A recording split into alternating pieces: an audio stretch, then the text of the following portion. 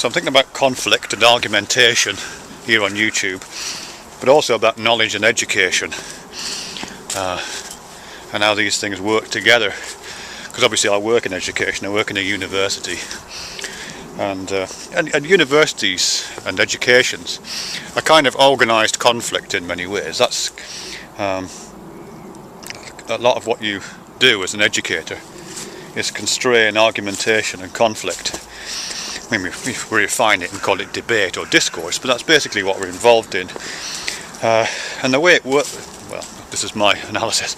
One of the ways it works is that people like me prepare a course of study. You know, we get together with colleagues, prepare some kind of course of study that we feel students need, or we feel that there's a market for, or that a potential employer would be interested in a student having acquired, that kind of a thing. And maybe try to find a canon of knowledge that exists already, try to identify those practices and those individuals and those institutions which are working at the cutting edge of that branch of knowledge, whatever it is, practical or academic knowledge, whatever. And all this stuff together, kind of makes up the curriculum, if you like. And then, not makes up the curriculum, but makes up the discipline, the area of study that you're interested in. And then you develop a curriculum out of that. And then, assessment points and all the kind of things that you need, the rigmarole you need around it. Actually, I'm simplifying for effect. It's not quite as simple as that, but that's kind of how it works. And once the students are engaged in that process, you advertise this in some way. Students come into the course and move their way through that by engaging in the discussions that branch of knowledge consists of. The arguments that have taken place within it, the conflicts and the resolutions, and ideally, maybe adding their own conflict, their own strand of discourse to that, and putting an extra stone on the cairn of knowledge that represents. And that's pretty much, as I say, that's pretty much how it works. It's a top-down model, and because it's top-down, it is very controlled and ideally very coherent. In fact, coherence is usually a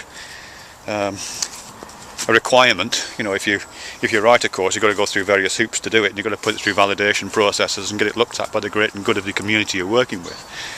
And obviously people look for coherence.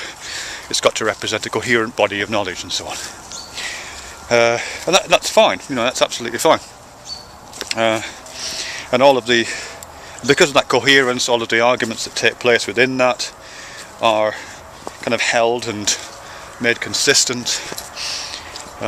Everyone's kind of singing from the same hymn book, and even though there's conflict and discussion and debate, it's highly constrained in the way that games are constrained. Games are competitive, but you all follow the same rules. That's the idea of it. So it all works like that, and that gives it a coherence and a consistency and a single point of focus that's very different to YouTube experience. And the YouTube experience, and this is something that Gary, you were talking about, that Laura Layla talked about, that many people have talked about, and which often reveals itself as conflict. And sometimes that is conflict of ideas and concepts, but often it spills over into personal conflict and personal differences. And sometimes it's just like old ladies putting shopping trolleys in the supermarket. It's just, there's no real point of contact. It's just a clashing of supermarket trolleys. So what's that about, really? And I think again, from kind of an educational point of view, one of my interests is alternative educational models, particularly bottom-up, self-organising, autodidactic models of education, ones that take place outside of universities, the kinds of learning processes and knowledge sharing, gathering processes that aren't organised according to the way I've just talked about in terms of a top-down process, that don't rely on people like me and my colleagues identifying an area of coherent concern that we then impart to students, or we then open out to students to explore. I'm interested in what's the alternative for that. And YouTube in some ways functions like that. I mean, I didn't come onto YouTube with the intention of promulgating that, but it's something I've discovered really, and got become interested in while I've been here. You know, that many people I see here and listen to and learn from and admire are people who seem to be involved in, you know, in knowledge sharing and knowledge gathering and knowledge creation processes which are non-institutional, completely self-organising. And of course there's conflicts, and those conflicts they're not tightly constrained and neatly organised according to the parameters of an established top-down course. They're kind of messy, grungy kind of exchanges, which I think belie the other stuff that's going on. You know, the genuine kinds of learning processes. You know, as I say, I've learned an awful lot from this stuff. I'm a novice to a lot of the things I talk about, but I've learned a hell of a lot. You know, I've learned from Matt from Thou Art That, and I've learned a lot from Professor Anton and from In Mendham and from To Be Serious and from all kinds of people actually. You know, and not always from people who would consider themselves educators or would consider themselves in the business of circulating ideas.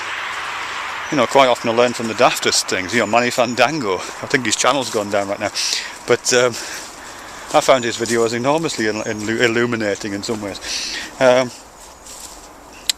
So that kind of stuff, really.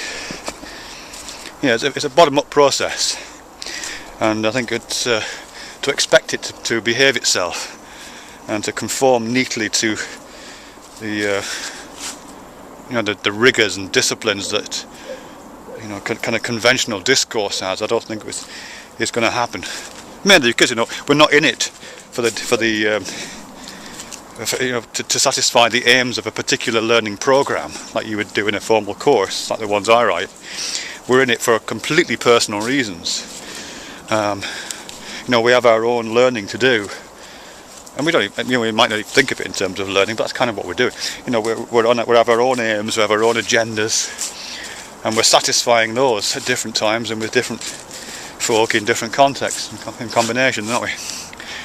So I think that's why it often seems that there's disparity in difference. It's a disparity in difference of people's needs at that moment. And I'll tell you what I think would be really useful actually, and would give this experience of ours, I don't mean just kind of the patterner of education. Maybe that's not even necessary. It isn't really necessary, but what would give it a different kind of coherence, which I'd really like to see, is people doing summation videos. Actually, that's what I'd like. You know, the way that Gary, if you're listening to this, the way that you do those what the fuck videos, happenings in the atheist community and Stickham Fern, as you say, and Bubba Micmac, Phoebe, come on, pup, we're over here, love, come on. Bubba Micmac does his For the Win videos, and Ujima Flipper, you just used to do What the Crack, didn't you? And, you know, there's a few people who do kind of reviews or summations or kind of news bulletins about what's happening. I mean, I'd really like to see, you know, someone take on a debate that's ideally one that's kind of wound down, and do an overview of it. You know, sum it up. Because I certainly can't be bothered most of the time. I mean, a lot of the feminist debates that go on, for example, I cannot be bothered to watch them. In fact, I make it a policy never to watch a video that's got a username in the title, because they're always a bit, well, they tend to get a bit personal. I don't like that. But you know, if somebody could take on something like a feminist debate, or the one that's kind of processing its way through right now to do with enlightenment and God stuff.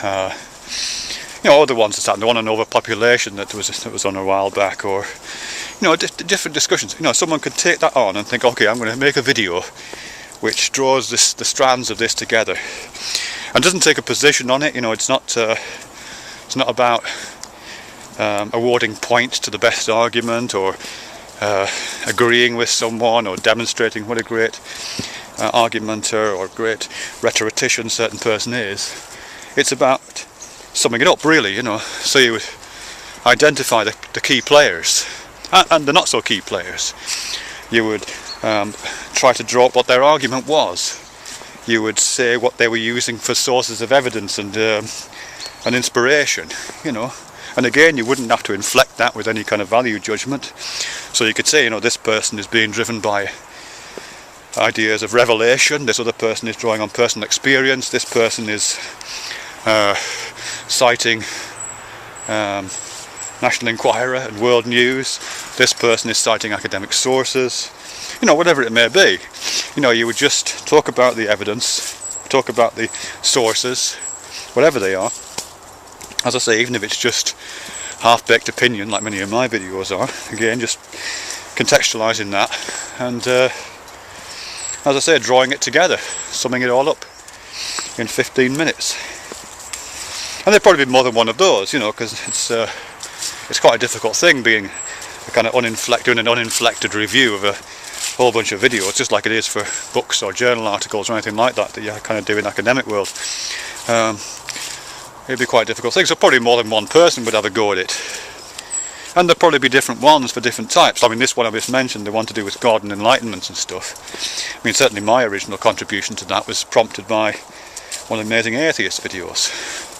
But I know that his videos get about 80 video responses, most of which are off topic, you know, because he doesn't require them to be on topic to accept them. But some of them would be on topic. They're just by people that I'm not involved with, people whose videos I don't know, and I'll never see those. But presumably there are little networks of response, comment, interest, discussion around those too, and conflict around those too. So there might be another summation video which captures that little bit of the discussion.